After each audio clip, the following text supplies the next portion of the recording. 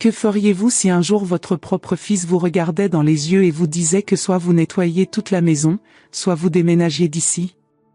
Et si la maison était la vôtre, construite avec la sueur de votre travail aux côtés de votre défunt mari? C'est un après-midi d'automne à Paris, alors que les feuilles dorées tombaient sur les trottoirs de la rue de Rivoli, que ma vie de 62 ans a pris une tournure que je n'aurais jamais pu imaginer. Je m'appelle Elena et voici l'histoire de la façon dont j'ai récupéré non seulement ma maison, mais aussi ma dignité. L'odeur de coque au vin remplit la cuisine. Mes mains, déjà marquées par le temps, coupaient minutieusement les légumes du dîner. Les sons de la télévision résonnaient dans le salon où Philippe, mon fils unique, était affalé sur le canapé que Jean, mon défunt mari, avait acheté pour notre 20e anniversaire de mariage. « Maman! Maman! Le dîner est-il déjà prêt ?» a crié Philippe, sans même se retourner pour me regarder. « Presque, mon fils. »« Encore 15 minutes, » répondis-je en essuyant la sueur de mon front avec mon tablier. « 15 minutes ? Marie et moi avons faim maintenant. Tu sais que je dois bientôt partir, ça ne peut pas être plus rapide ? » Marie, ma belle-fille, est apparue à la porte de la cuisine, téléphone portable à la main, me regardant avec cet air de supériorité qui me faisait me sentir étrangère chez moi. « Elena, tu n'as pas nettoyé la salle de bain aujourd'hui. » « J'ai encore trouvé des cheveux dans le lavabo, » dit-elle avec dédain, comme si elle s'adressait à un employé et non à la mère de son mari. J'ai pris une profonde inspiration, essayant de retenir les larmes qui menaçaient de couler. « Désolée, Marie. J'ai été occupée à faire les courses et à préparer le dîner. Je ferai le ménage dès que j'aurai fini ici. » C'est alors que Philippe entra dans la cuisine. Son visage était tendu, irrité. Il a jeté un morceau de papier sur la table, c'était une facture d'électricité. « Avez-vous vu combien cela coûte ? Presque 2 fois plus que le mois dernier.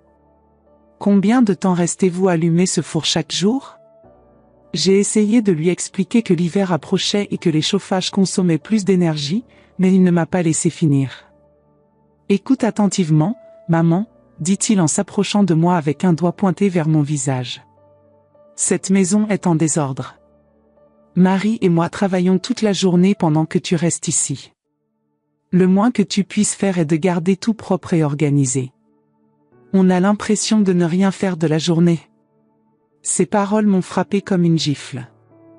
Jean et moi avions construit cette maison brique par brique. Nous avons économisé chaque franc, puis chaque euro, pour avoir notre petit coin à Paris. Après son décès, il y a 3 ans, Philippe et Marie ont emménagé, soi-disant pour me tenir compagnie. Depuis, j'ai été progressivement reléguée à une position de servitude dans ma propre maison. « Fils, je... » Plus d'excuses, l'interrompit-il brusquement. « Soit tu commences à garder cette maison comme elle devrait être, soit... » Il fit une pause, regardant Marie qui hocha la tête d'un air encourageant. Ou peut-être qu'il est temps pour toi de déménager dans un endroit plus petit où tu peux t'en occuper.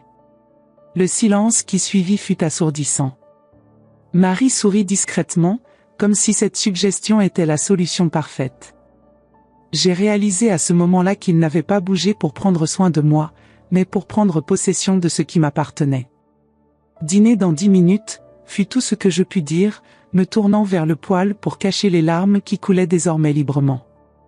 Ce soir-là, après avoir servi le dîner et nettoyé la cuisine, je me retirai dans ma chambre la plus petite de la maison, puisque Philippe et Marie occupaient la chambre principale qui avait été la mienne et celle de Jean. Assise sur le bord du lit, j'ai regardé la photo de mon défunt mari. « Jean, » murmurai-je dans le vide, « que dois-je faire maintenant ?» C'est alors que j'ai remarqué la petite boîte en chêne au fond de l'armoire, où je gardais les lettres que Jean m'avait écrites lors de notre mariage. Lorsqu'il l'ouvrit, une enveloppe tomba par terre.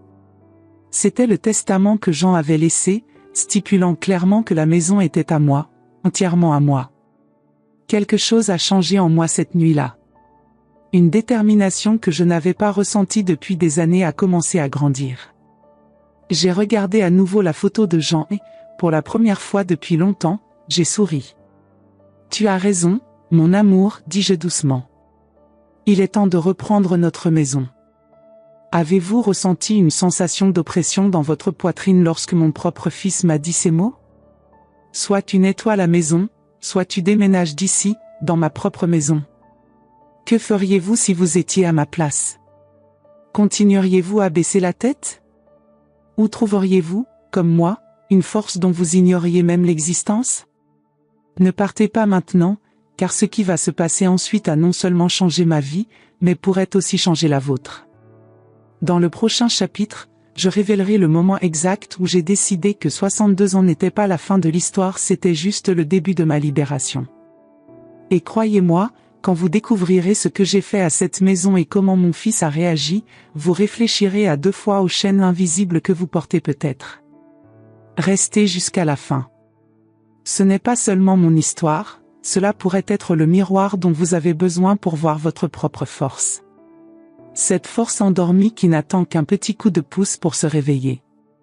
Le soleil brillait timidement à travers les rideaux de ma petite chambre lorsque je me réveillais le lendemain matin. Il y avait quelque chose de différent dans l'air ou peut-être en moi. Après des décennies à suivre la même routine, je me suis levé 1 heure plus tôt. Au lieu d'aller directement à la cuisine préparer le petit déjeuner pour Philippe et Marie, je me suis assis au petit bureau et j'ai commencé à écrire. J'ai énuméré tout ce qui s'était passé au cours des 3 dernières années depuis que Jean nous avait quittés. Les petites humiliations quotidiennes, les tâches ménagères qui se multipliaient, les commentaires désobligeants, les regards de dédain. C'était comme si en mettant tout sur papier, je pouvais enfin mesurer l'ampleur de ce qui se passait. L'horloge indiquait 7h30 lorsque j'entendis les pas de Marie dans le couloir. Bientôt, elle frappait à ma porte pour me poser des questions sur le petit déjeuner. Mais ce jour-là serait différent. J'ai quitté la pièce avant qu'elle puisse frapper. Je n'étais pas habillée de mon tablier habituel, mais d'une robe bleu marine que Jean adorait depuis combien de temps ne la portait-elle pas? « Bonjour, Marie, dit-il calmement lorsqu'il la rencontra dans le couloir. « Elena? Le petit déjeuner n'est pas encore prêt?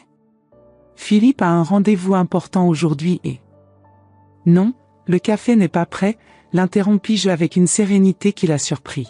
« Aujourd'hui, il va falloir gérer. » Je l'ai laissé bouche bée dans le couloir alors que j'attrapais mon sac et sortais par la porte d'entrée. L'air frais de Paris emplissait mes poumons comme pour la première fois. J'ai marché jusqu'au métro, ce que je n'avais pas fait seul depuis des mois. Mon destin? Le bureau de Jean-Pierre Moreau, le notaire qui avait traité le testament de Jean. Madame Dubois, quelle agréable surprise, s'est exclamé Jean-Pierre en me voyant entrer dans son bureau du 6e arrondissement. Comment puis-je t'aider? J'ai besoin de savoir exactement quels sont mes droits sur la maison, dis-je sans détour. Jean-Pierre a ajusté ses lunettes, après avoir consulté les documents, a confirmé ce que je savais déjà, la maison m'appartenait entièrement. J'en avais été très clair dans le testament. Et si je veux le vendre? J'ai demandé. Il m'a regardé surpris. C'est votre droit, madame. La maison est votre propriété. Quand j'ai quitté le bureau d'état civil, mon téléphone n'arrêtait pas de sonner. Philippe. Je l'ai ignoré. Au lieu de rentrer chez moi, je me suis rendu dans une agence immobilière de l'avenue des Champs-Élysées. J'aimerais valoriser ma propriété en vue de la vendre, ai-je dit à l'agent immobilier, une femme d'âge moyen nommée Sophie. Bien sûr, madame. Nous pouvons organiser une visite pour évaluer la propriété. Est-ce que ce serait possible maintenant? J'ai demandé.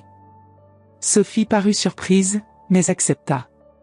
Quand nous sommes arrivés chez moi quelques heures plus tard, Philippe était à la porte, furieux. Maman. Où étais-tu? Tu n'as pas fait le café, tu n'as pas répondu au téléphone et... Il s'arrêta en voyant Sophie. Qui est-ce? Philippe, voici Sophie Lemaire, agente immobilière. Elle est venue évaluer la maison à vendre.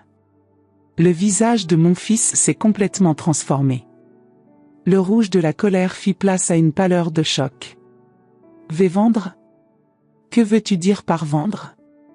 J'ai ignoré sa question et j'ai guidé Sophie à l'intérieur de la maison. Marie apparut dans l'escalier, observant la scène avec confusion. Philippe nous suivit en répétant la même question sur un ton de plus en plus désespéré. Lorsque Sophie a terminé l'évaluation, elle a souri de satisfaction. C'est une excellente propriété, Madame Dubois. Emplacement privilégié, bonne taille. Je peux en tirer un très bon prix.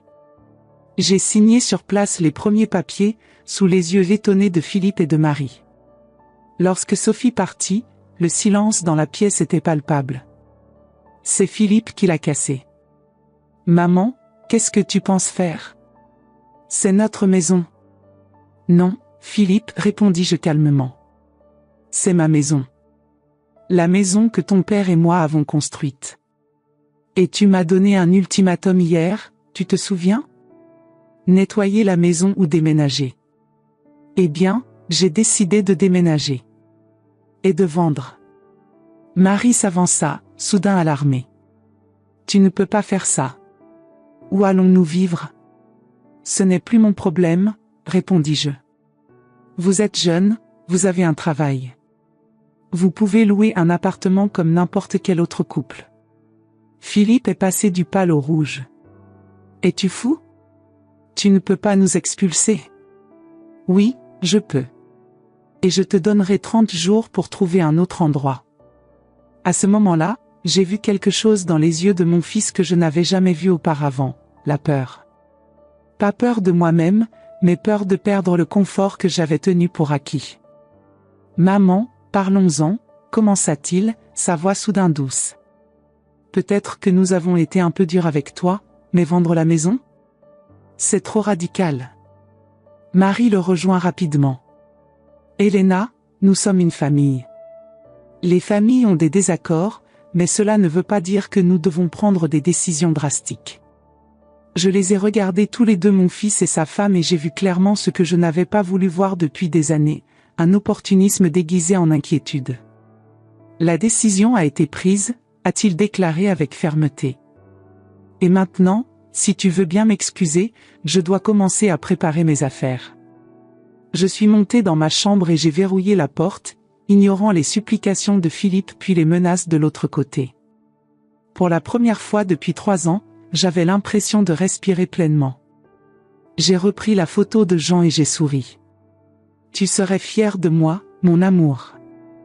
Je m'allonge sur le lit, épuisé mais étrangement en paix. Que se passerait-il ensuite? Je n'en étais pas sûr. Mais une chose était claire, après des années passées à être traitée comme une servante dans ma propre maison, j'avais enfin repris le contrôle de ma vie.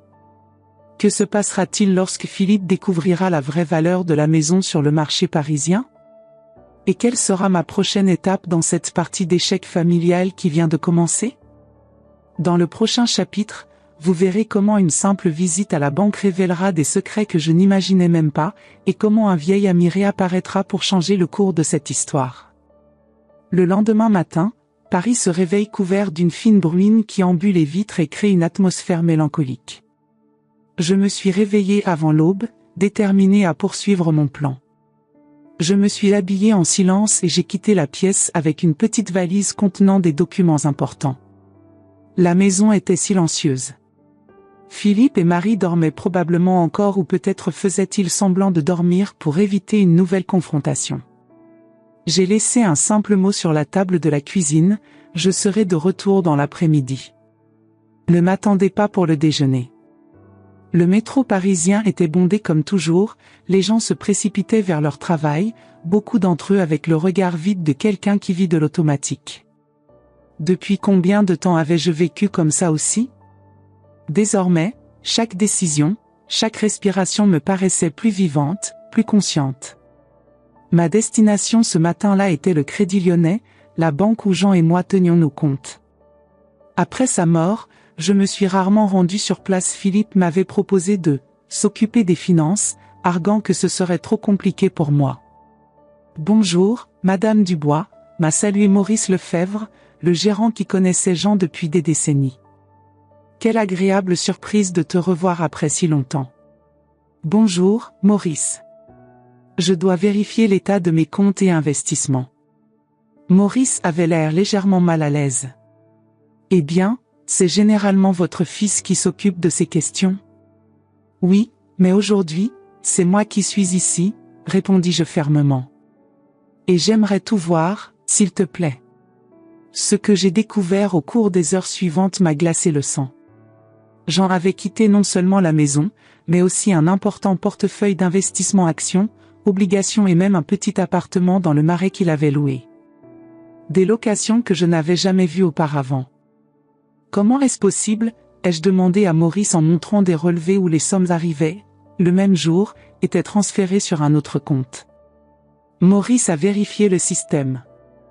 Eh bien, votre fils a une procuration pour gérer les comptes, et il semble qu'il ait mis en place des virements automatiques vers cet autre compte.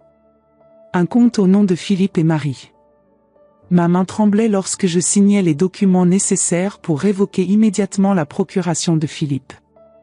Maurice, conscient de la gravité de la situation, agit avec discrétion et efficacité. Madame Dubois, puis-je faire autre chose pour vous? Oui, répondis-je après un moment de réflexion. J'aimerais voir l'appartement du Marais cet après-midi. Maurice a passé un coup de fil rapide et a fait en sorte que le locataire actuel, qui par hasard déménageait, me fasse visiter les lieux. J'ai quitté la banque avec un dossier rempli de documents et le cœur lourd, non pas à cause de la trahison, mais à cause de ma naïveté. L'appartement du Marais était un charmant 2 chambres situé dans un immeuble du XVIIIe siècle, donnant sur une petite place. Le locataire, un professeur d'université nommé André, a été surpris de me rencontrer. « Es-tu le propriétaire ?» Je croyais que c'était Monsieur Dubois qui gérait tout.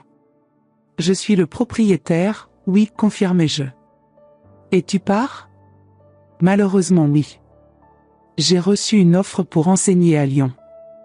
Votre fils a déjà trouvé un nouveau locataire qui emménage le mois prochain. » J'ai remercié André et, après son départ, j'étais seul dans l'appartement, contemplant les possibilités.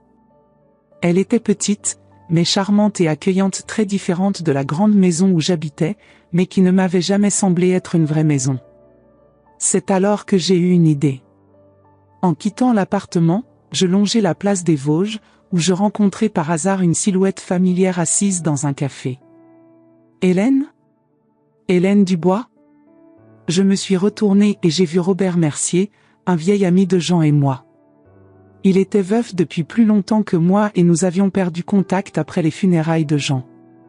Philippe ne l'a jamais aimé, il disait qu'il avait une mauvaise influence sur moi. Robert. Quelle merveilleuse surprise. Il s'est levé pour me saluer, ses yeux bleus toujours aussi brillants que dans mes souvenirs. Je pensais justement à toi l'autre jour. Asseyez-vous, s'il vous plaît. Laisse-moi t'offrir du café. Je me suis assis, sans m'en rendre compte, j'ai raconté toute mon histoire de ces derniers jours.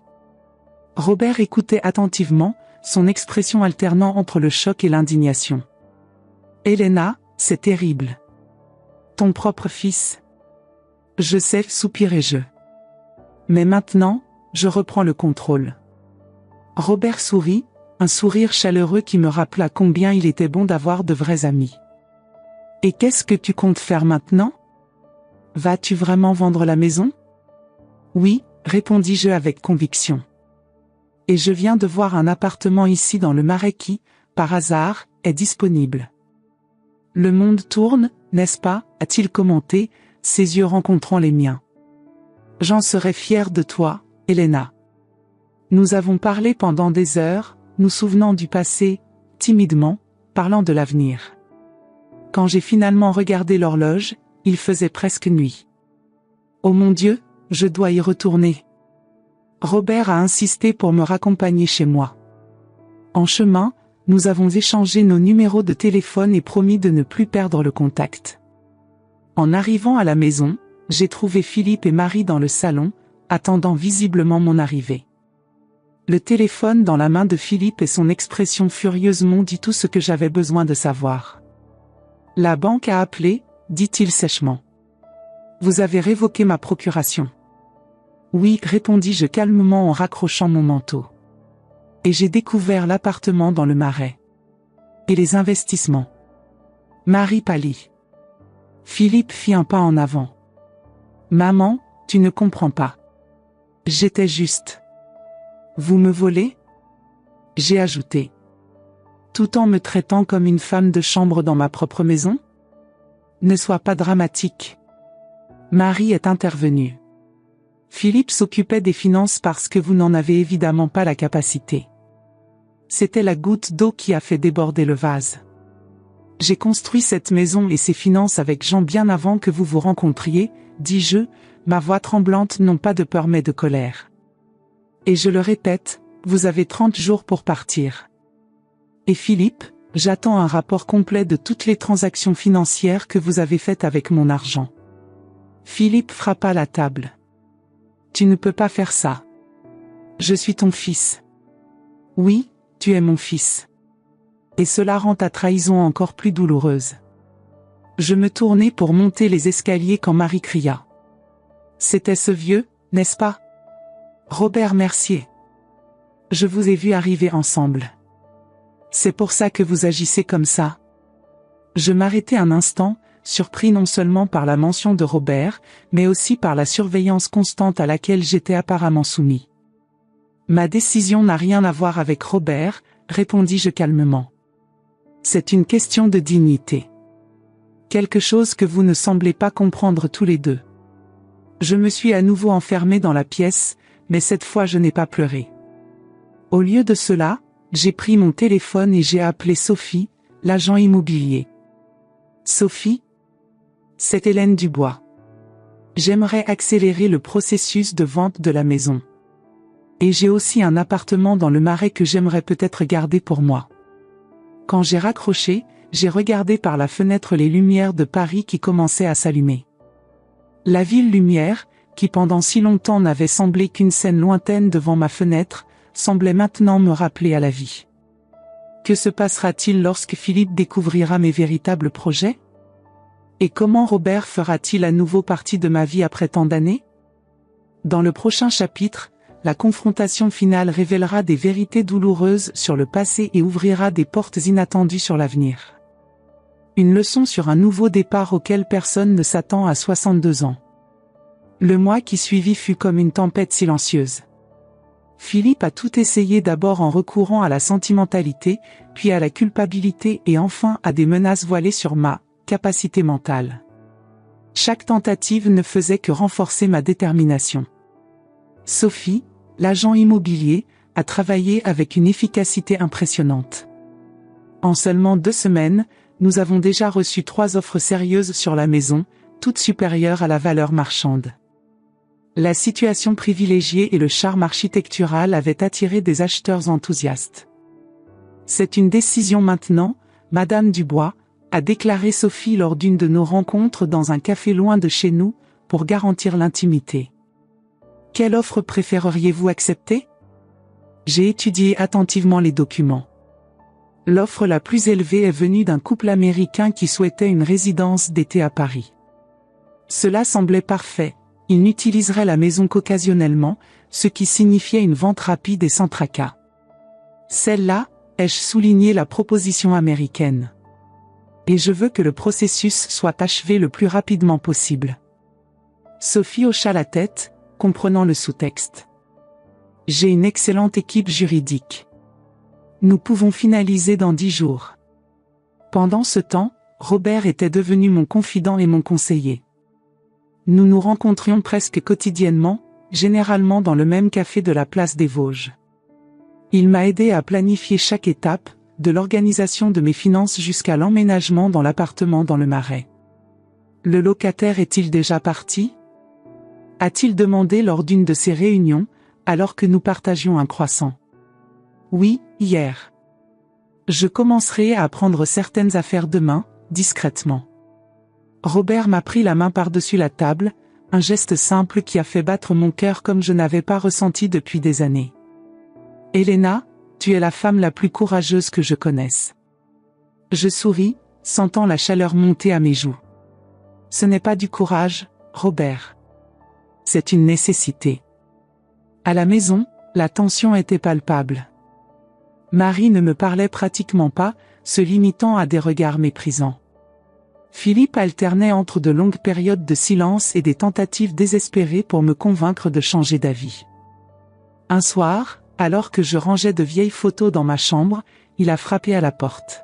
« Maman, on peut parler ?» Je l'ai laissé entrer. Il avait l'air fatigué, ses yeux étaient rouges, sa barbe n'était pas rasée. Pendant un instant, j'ai vu le garçon que j'avais élevé, pas l'homme qui m'avait trahi. « Qu'est-ce qui ne va pas, Philippe ?» Il s'assit au bord du lit et regarda les photos étalées.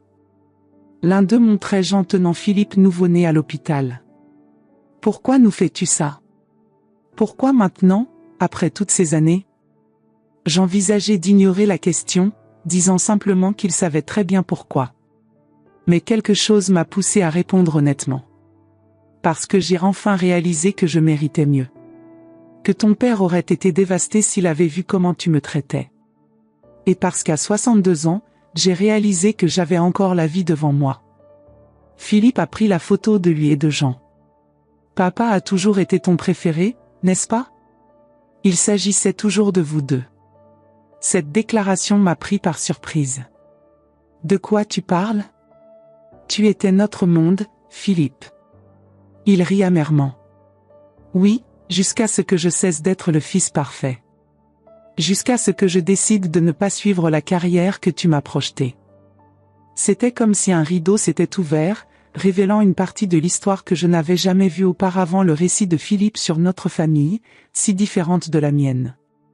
Ce n'est pas vrai, dis-je doucement. Nous avons été surpris lorsque vous avez abandonné vos études de médecine, certes, mais nous n'avons jamais cessé de vous soutenir. Soutien? Il se leva brusquement. Ses regards déçus quand je disais que j'étais heureux de vendre un bien immobilier?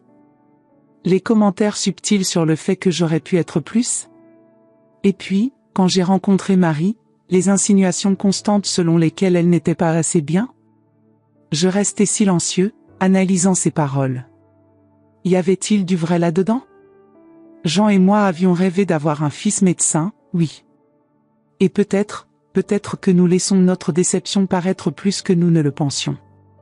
Philippe, si nous t'avons fait ressentir cela, je suis désolé. Vraiment. Mais cela ne justifie pas la façon dont tu m'as traité après la mort de ton père. Il détourna le regard. Quand mon père est décédé et que nous avons découvert les dettes de son restaurant, j'ai paniqué. J'avais besoin d'assurer notre avenir. Des dettes? Quelles dettes? Philippe avait l'air confus. Les dettes du restaurant. Les emprunts qu'il a contractés avant de mourir. Vous ne le saviez pas? À ce moment-là, tout a commencé à prendre un sens. Jean avait investi dans un petit restaurant au cours de la dernière année de sa vie, un rêve de longue date qu'il a finalement décidé de réaliser. Mais je n'ai jamais eu connaissance de dette. Il n'y avait pas de dette, Philippe. Le restaurant a été vendu après la mort de ton père, avec profit. Tout est documenté. Ce fut à son tour d'avoir l'air surpris. Il y eut un moment de silence pesant avant qu'il ne secoue lentement la tête. Non, ce n'est pas possible. J'ai vu les papiers. Les créanciers. Un terrible soupçon commença à se former dans mon esprit. Quel créancier, Philippe? Qui vous a montré ces papiers? Il hésita, puis murmura, Pierre Deveau. Pierre Deveau était le comptable du restaurant et aussi le cousin de Marie. Mon cœur se serra. Philippe, je pense que tu as été trompé. Pas par moi, mais par des personnes proches de toi. Je l'ai laissé seul avec cette information, sachant que je devais tout vérifier. Le lendemain matin, j'appelle Jean-Pierre Moreau, le notaire, qui me confirme, il n'y a pas de dette. Le restaurant avait été vendu avec profit et l'argent faisait partie des investissements que Philippe avait détournés. Lorsque j'ai confronté mon fils à cette information en présence de Jean-Pierre, j'ai vu son monde s'effondrer. Marie, qui était présente, quitta brusquement la pièce en lançant un appel affolé. Je ne savais pas, marmonna Philippe, l'air véritablement abasourdi. Pierre m'a montré des documents, il disait qu'on vous épargnait des soucis, qu'on protégeait le patrimoine familial. Pour la première fois depuis des années, j'ai ressenti une véritable compassion pour mon fils. Tu as été manipulé, Philippe. Depuis combien de temps Marie et Pierre préparaient-ils ça? Il n'a pas répondu, mais ce n'était pas nécessaire. La réponse était dans son regard dévasté. Le lendemain, Marie avait disparu, n'emportant que ses affaires personnelles. Philippe a été détruit, trahi par sa femme et confronté à la vérité sur ce qui m'avait été fait. La vente de la maison a été finalisée une semaine plus tard. Philippe, étonnamment, ne s'y est pas opposé. Au lieu de cela, il est venu me voir la veille de mon emménagement dans l'appartement du Marais. « Je suis venu te dire au revoir », dit-il en se tenant sur le seuil de ma chambre. « Et demande pardon, même si je sais que je ne le mérite pas. » J'ai regardé mon fils, le garçon que j'avais porté dans mon ventre, qui avait fait ses premiers pas en me tenant la main, qui avait obtenu son diplôme d'études secondaires avec mention. Quelque part dans cet homme brisé devant moi, ce garçon existait toujours. Le pardon prend du temps, Philippe. Mais je suis prêt à essayer, si toi aussi. Il hocha la tête, les larmes aux yeux. Je pars un moment à Lyon.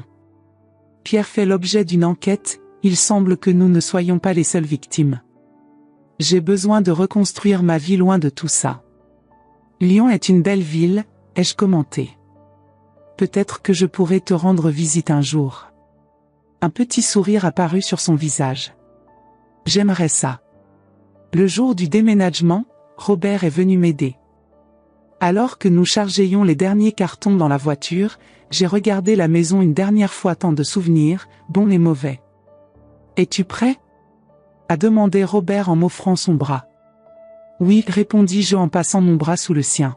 « Je suis prêt pour le prochain chapitre. » L'appartement du Marais était plus petit que la maison, mais chaque centimètre carré vibrait de possibilités. Les portes-fenêtres laissent entrer la lumière dorée du soleil de Paris, illuminant les parquets anciens. Le premier jour, Robert m'a aidé à organiser les meubles, uniquement ceux que j'aimais vraiment, ceux qui contenaient de vrais souvenirs. 3 mois se sont écoulés depuis ce jour. Paris a connu le passage de l'automne à l'hiver, et les arbres de la petite place sous ma fenêtre ont perdu leurs feuilles. Désormais, quand je me lève le matin, ce n'est plus pour préparer le petit déjeuner que pour moi et parfois pour Robert, qui occupe désormais une place de plus en plus grande dans ma vie. Hier, j'ai reçu une lettre de Philippe de Lyon. Il a écrit sur son nouveau travail dans une petite société immobilière, sur la thérapie qu'il a commencée et sur la façon dont il a appris à vivre seul pour la première fois. À la fin de la lettre se trouvait une simple demande: « Pourriez-vous me rendre visite le mois prochain ? J'ai tant de choses à vous dire en personne. » Assis dans mon nouveau bureau, oui, j'ai maintenant mon propre bureau, où j'écris mes mémoires, je réfléchis à tout ce qui s'est passé. À 62 ans, j'ai vendu ma maison, retrouvé mon indépendance financière, redécouvert d'anciennes amitiés et, peut-être plus important encore, me redécouvert moi-même. L'argent de la vente de la maison est bien investi, garantissant ma sécurité pour les années à venir.